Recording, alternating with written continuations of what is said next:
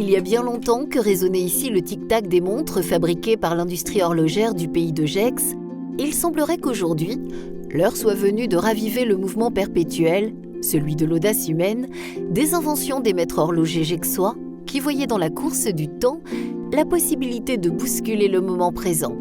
Si je m'apprête, d'une seconde à l'autre, à rencontrer celui qui passe son temps, à remonter celui des autres, c'est avant tout pour vérifier une fois pour toutes quelques vieux dictons comme « mieux vaut tard que jamais ».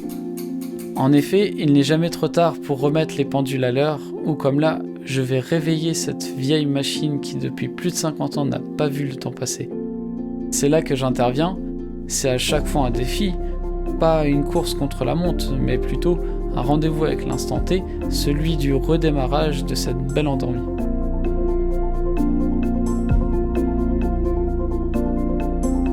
David Dondé, est-ce que pour vous, le temps presse ? Pressé, je le suis par moments, comme tout le monde, même si j'ai souvent l'impression que le temps se fige, que je n'avance pas. Et parfois, c'est l'inverse, ça passe trop vite.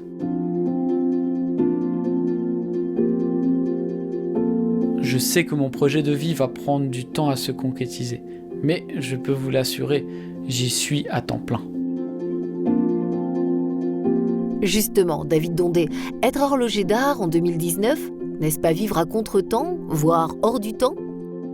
On pourrait le croire en effet, s'intéresser à ces antiquités à l'heure des montres à quartz et autres technicités modernes. Mais je dirais que le parcours d'un artisan d'art, c'est de créer des œuvres qui vont défier les siècles. Au-delà de leur fonction première, celle de comptabiliser notre journée, ces montres et ces horloges sont des messagers d'un temps historique, artistique, et cela impose le respect. Faire qu'elles continuent, ce pour lequel elles ont été conçues, c'est notre mission.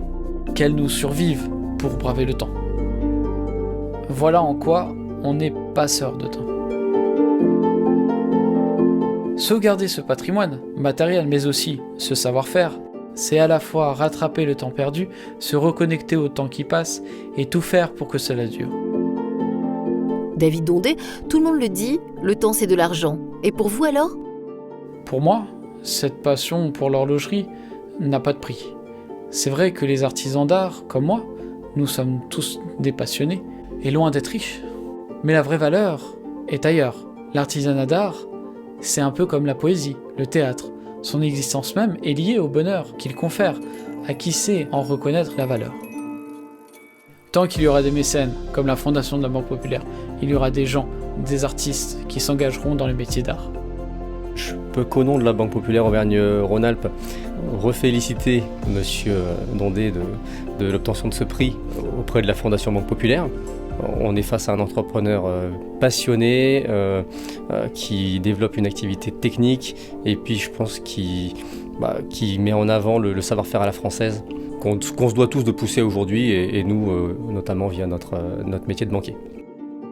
David Dondé, pensez-vous que le pays de Gex connaîtra de nouveau son heure de gloire ? Aujourd'hui où tout est mondialisé, pris dans le tourbillon du temps que l'on ne veut pas perdre, mais qu'au final on ne prend plus, il est difficile de redonner ses lettres de noblesse à ces savoir-faire abandonnés. À mon humble niveau, j'essaie par mes créations originales d'insuffler une nouvelle notoriété à ce territoire.